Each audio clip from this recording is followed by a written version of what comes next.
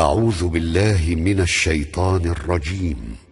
بسم الله الرحمن الرحيم. ألف لام را، تلك آيات الكتاب المبين. إنا أنزلناه قرآنا عربيا لعلكم تعقلون.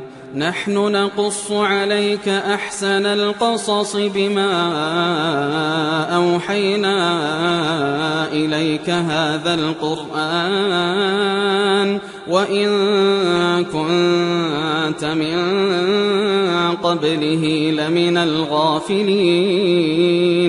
إذ قال يوسف لأبيه يا أبت إني رأيت 11 كوكبا والشمس والقمر رأيتهم لي ساجدين. قال يا بني لا تقصص رؤياك على إخوتك فيكيدوا لك كيدا إن الشيطان للإنسان عدو مبين. وكذلك يجتبيك ربك ويعلمك من تأويل الأحاديث ويتم نعمته عليك وعلى آل يعقوب كما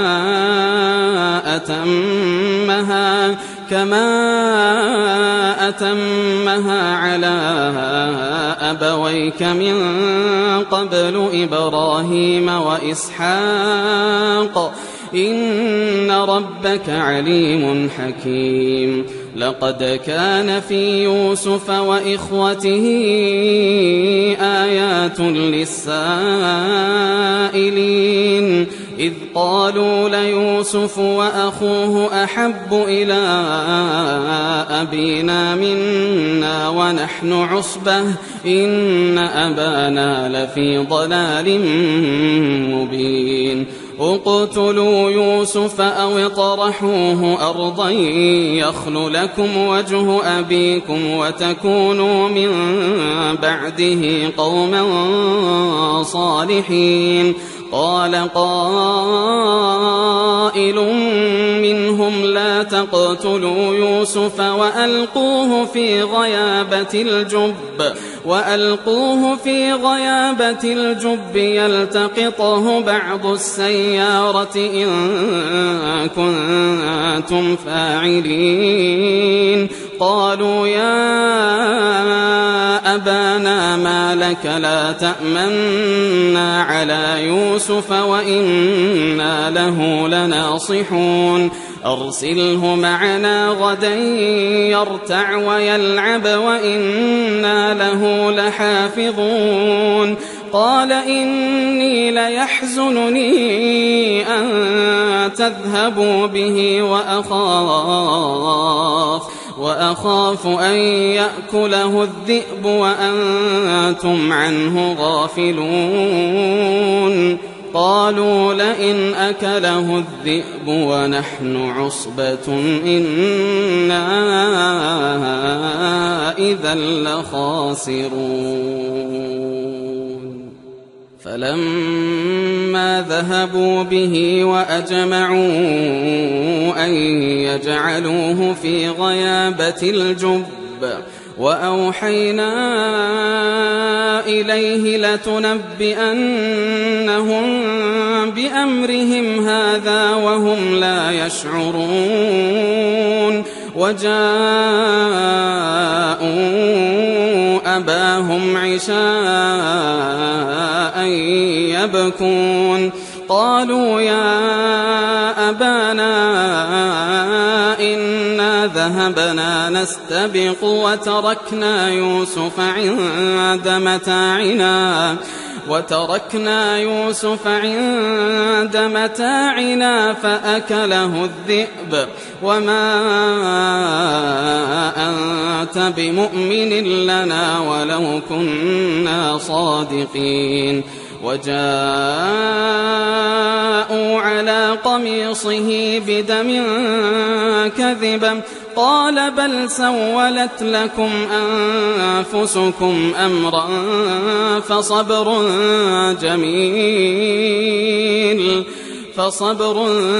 جميل والله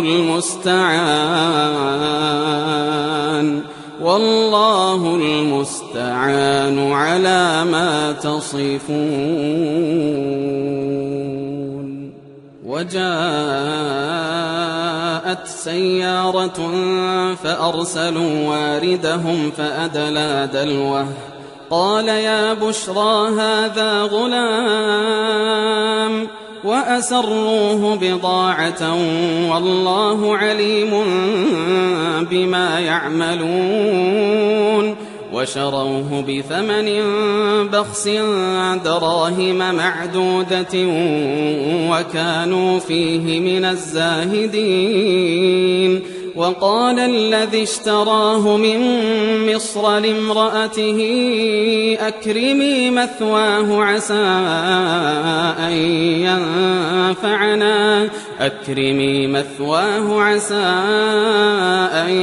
ينفعنا أو نتخذه ولدا وكذلك مكنا ليوسف في الأرض ولنعلمه من تأويل الأحاديث والله غالب على أمره ولكن أكثر الناس لا يعلمون. ولما بلغ أشده آتيناه حكما وعلما وكذلك نجزي المحسنين. وراودته التي هو في بيتها عن نفسه وغلقت الأبواب وقالت هيت لك قال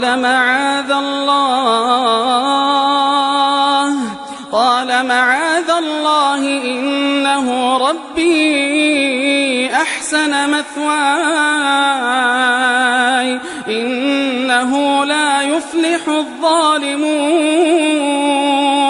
ولقد همت به وهم بها لولا أن رأى برهان ربه كذلك لنصرف عنه السوء والفحشاء إنه من عبادنا المخلصين. واستبق الباب وقدت قميصه من دبر وألف يا سيدها لدى الباب قالت ما جزاء من أراد بأهلك سوءا إلا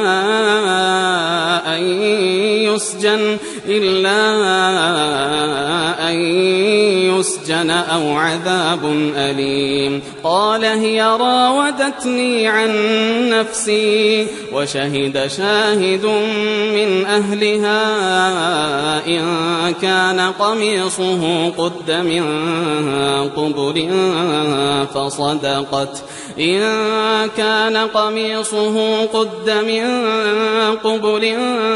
فصدقت وهو من الكاذبين وإن كان قميصه قد من دبر فكذبت وهو من الصادقين.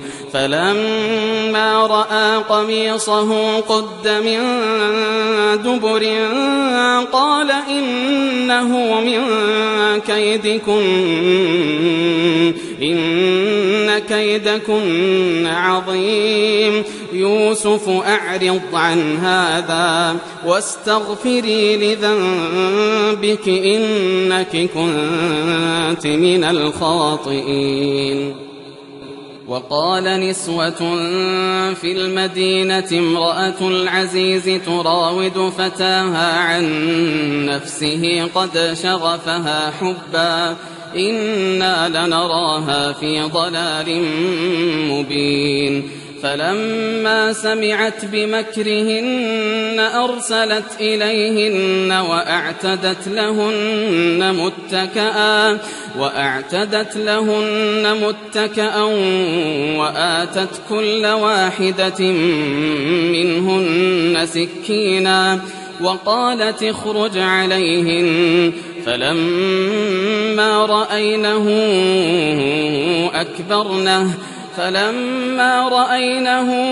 أكبرنه وقطعن أيديهن وقلن حاش لله ما هذا بشرا إن هذا إلا ملك كريم. قالت فذلكن الذي لمتنني فيه ولقد راودته عن نفسه فاستعصم ولئن لم يفعل ما آمره ليسجنن وليكون من الصاغرين. قال رب السجن أحب إلي مما يدعونني إليه وإلا تصرف عني كيدهن أصب إليهن وأكن من الجاهلين. فاستجاب له ربه فصرف عنه كيدهن إنه هو السميع العليم. ثم بدا لهم من بعد ما رأوا الآيات ليسجننه حتى حين. ودخل معه السجن فتيان قال أحدهما إني أراني أعصر خمرا وقال الآخر إني أراني أحمل فوق رأسي خبزا تأكل الطير منه نبئنا بتأويله إنا نراك من المحسنين. قال لا يأتيكما طعام ترزقانه إلا نبأتكما بتأويله قبل أن يأتيكما ذلكما مما علمني ربي إني تركت ملة قوم لا يؤمنون بالله وهم بالآخرة هم كافرون واتبعت ملة آبائي إبراهيم وإسحاق ويعقوب ما كان لنا أن نشرك بالله من شيء ذلك من فضل الله علينا وعلى الناس ولكن أكثر الناس لا يشكرون. يا صاحبي السجن أأرباب متفرقون خير أم الله الواحد القهار ما تعبدون من دونه إلا أسماء سميتموها أنتم وآباؤكم ما أنزل الله بها من سلطان إن الحكم إلا لله أمر ألا تعبدوا إلا إياه ذلك الدين القيم ولكن أكثر الناس لا يعلمون. يا صاحبي السجن أما أحدكما فيسقي ربه خمرا وأما الآخر فيصلب فتأكل الطير من رأسه قضي الأمر الذي فيه تستفتيان. وقال للذي ظن أنه ناج منهما اذكرني عند ربك فأنساه الشيطان ذكر ربه فلبث في السجن 9 سنين. وقال الملك إني أرى 7 بقرات 7 بقرات سمان يأكلهن 7 عجاف و7 سنبلات خضر وأخر يابسات يا أيها الملأ أفتوني في رؤياي إن كنتم للرؤيا تعبرون قالوا أضغاث أحلام وما نحن بتأويل الأحلام بعالمين وقال الذي نجا منهما وادكر بعد أمة أنا أنبئكم بتأويله فأرسلون يوسف أيها الصديق أفتنا في 7 بقرات سمان يأكلهن 7 عجاف و7 سنبلات خضر وأخر يابسات لعلي أرجع إلى الناس لعلهم يعلمون قال تزرعون 7 سنين دأبا فما حصدتم فذروه في سنبله إلا قليلا مما تأكلون ثم يأتي من بعد ذلك 7 شداد يأكلن ما قدمتم لهن إلا قليلا مما تحصنون ثم يأتي من بعد ذلك عام فيه يغاث الناس وفيه يعصرون وقال الملك ائتوني به فلما جاءه الرسول قال ارجع إلى ربك فاسأله ما بال النسوة اللاتي قطعن أيديهن إن ربي بكيدهن عليم قال ما خطبكن إذ راوتن يوسف عن نفسه قلنا حاش لله ما علمنا عليه من سوء قالت امرأة العزيز الآن حصحص الحق أنا راودته عن نفسه وإنه لمن الصادقين ذلك ليعلم أني لم أخنه بالغيب وأن الله لا يهدي كيد الخائنين وما أبرئ نفسي إن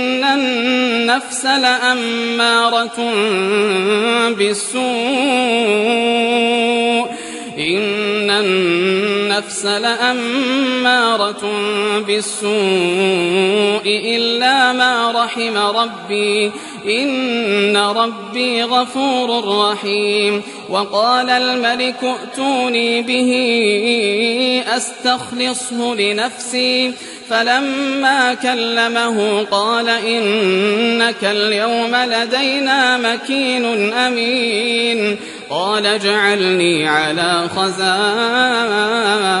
الأرض إني حفيظ عليم وكذلك مكنا ليوسف في الأرض يتبوأ منها حيث يشاء نصيب برحمتنا من نشاء ولا نضيع أجر المحسنين ولأجر الآخرة خير للذين آمنوا وكانوا يتقون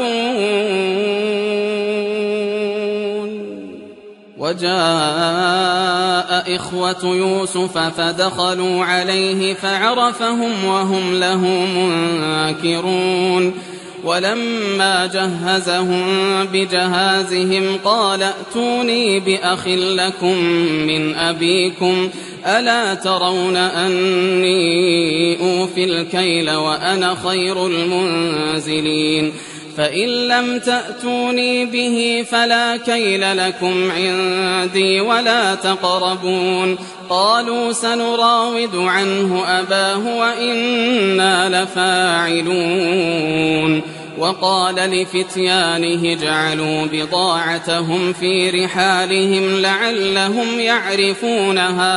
لعلهم يعرفونها إذا انقلبوا إلى أهلهم لعلهم يرجعون. فلما رجعوا إلى أبيهم قالوا يا أبانا منع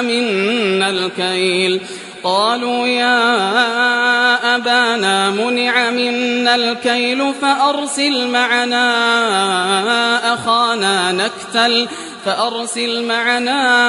أخانا نكتل وإنا له لحافظون. قال هل آمنكم عليه إلا كما أمنتكم على أخيه من قبل فالله خير حافظا وهو أرحم الراحمين. ولما فتحوا متاعهم وجدوا بضاعتهم ردت إليهم قالوا يا أبانا ما نبغي هذه بضاعتنا ردت إلينا ونمير أهلنا ونحفظ أخانا ونزداد كيل بعير ذلك كيل يسير. قال لن أرسله معكم حتى تؤتون موثقا من الله لتأتونني به إلا أن يحاط بكم. فلما آتوه موثقهم قال الله على ما نقول وكيل. وقال يا بني لا تدخلوا من باب واحد وادخلوا من أبواب متفرقة وما أغني عنكم من الله من شيء إن الحكم إلا لله عليه توكلت وعليه فليتوكل المتوكلون. ولما دخلوا من حيث أمرهم أبوهم ما كان يغني عنهم من الله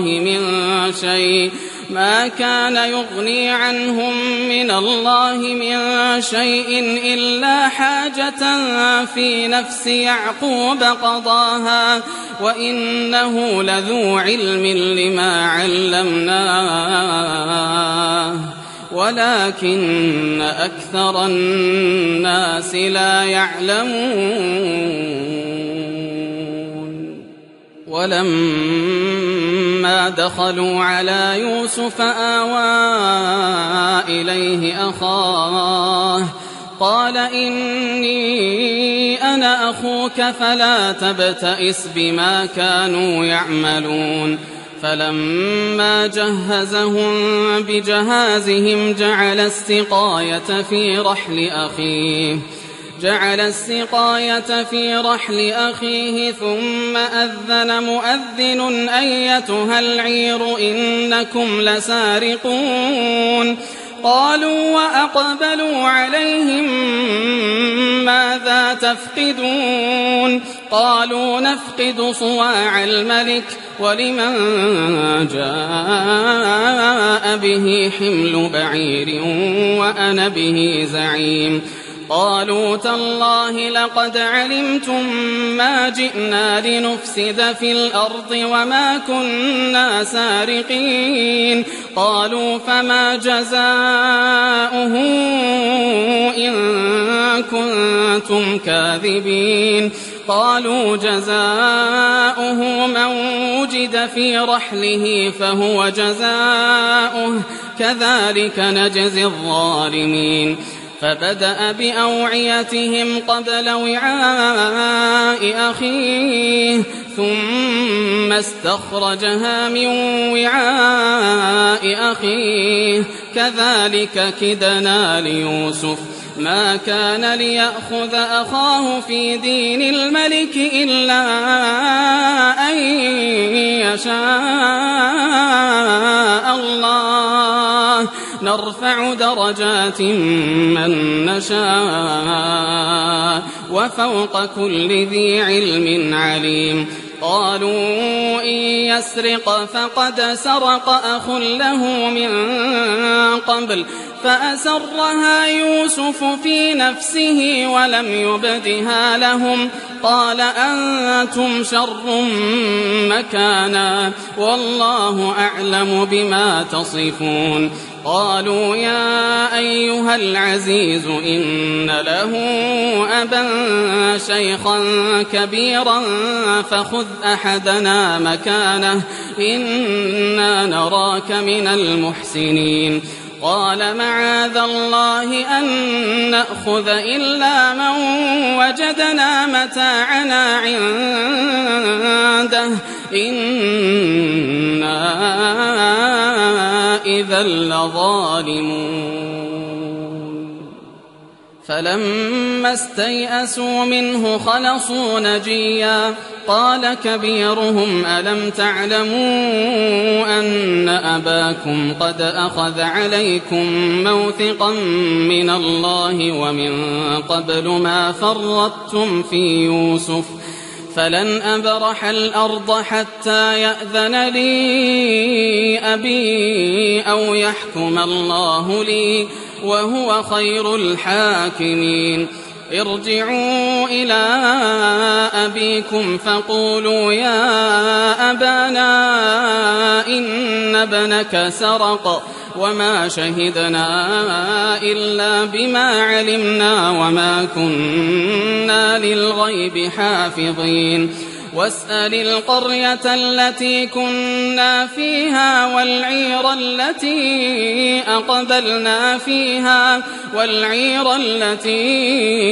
أقبلنا فيها وإنا لصادقون. قال بل سولت لكم أنفسكم أمرا فصبر جميل عسى الله أن يأتيني بهم جميعا إنه هو العليم الحكيم. وتولى عنهم وقال يا أسفا على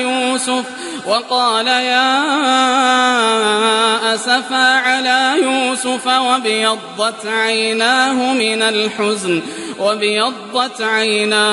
من الحزن فهو كظيم.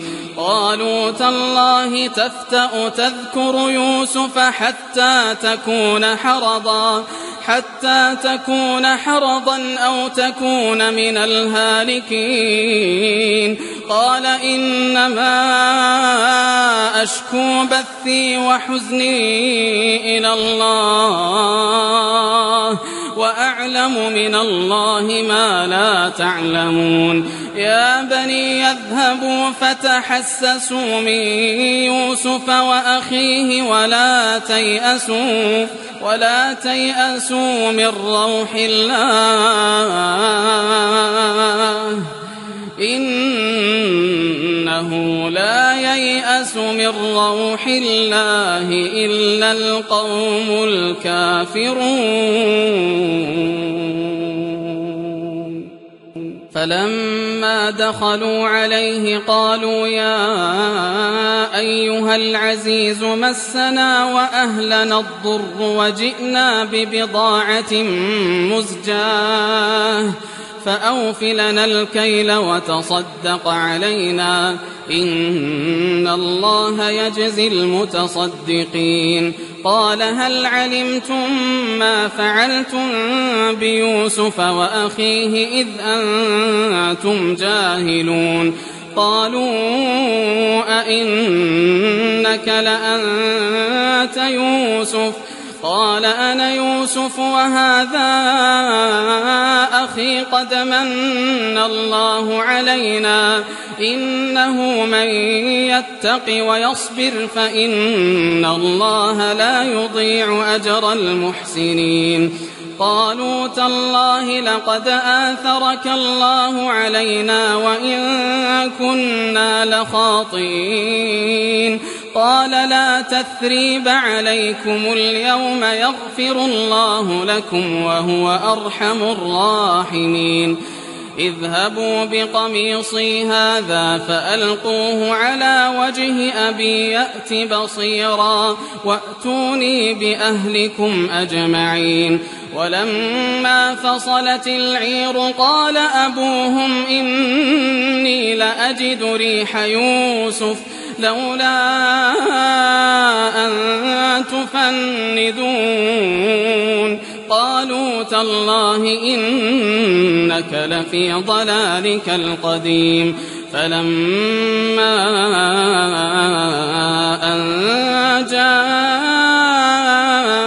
البشير ألقاه على وجهه فارتد بصيرا قال ألم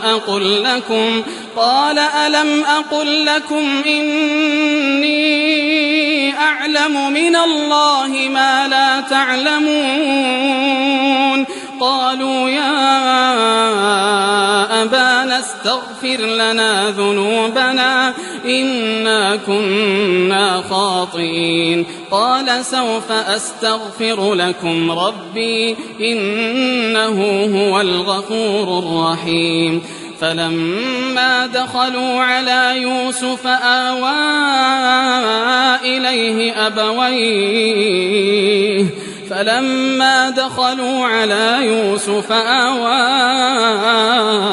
إليه أبويه وقال ادخلوا مصر إن شاء الله آمنين.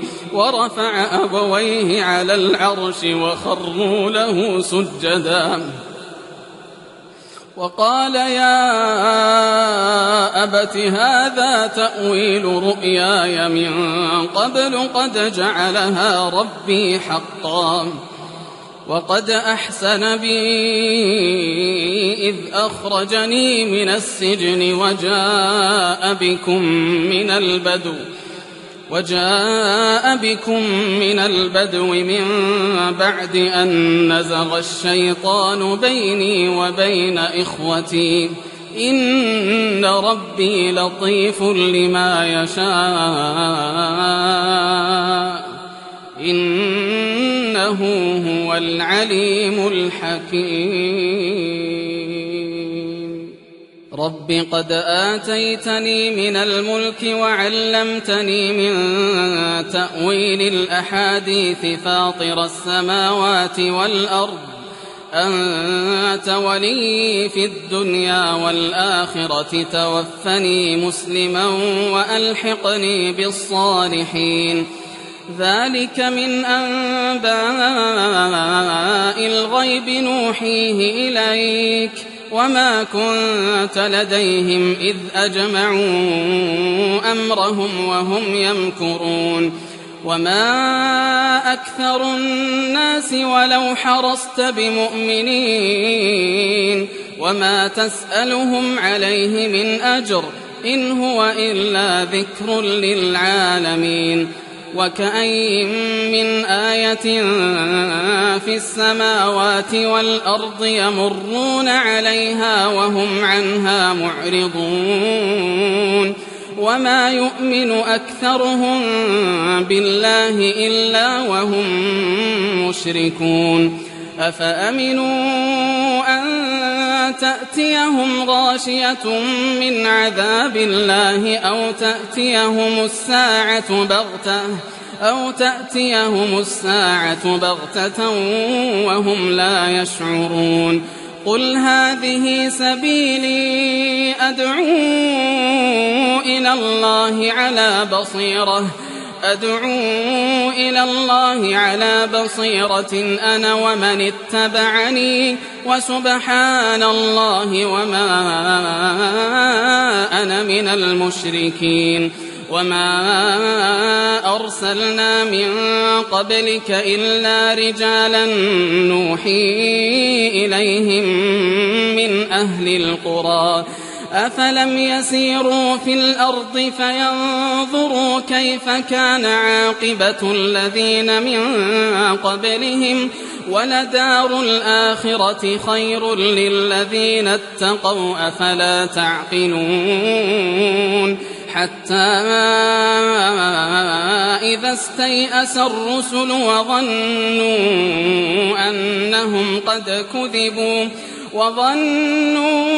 أنهم قد كذبوا جاءهم نصرنا فنجي من نشاء ولا يرد بأسنا عن القوم المجرمين لقد كان في قصصهم عبرة لأولي الألباب ما كان حديثا يفترى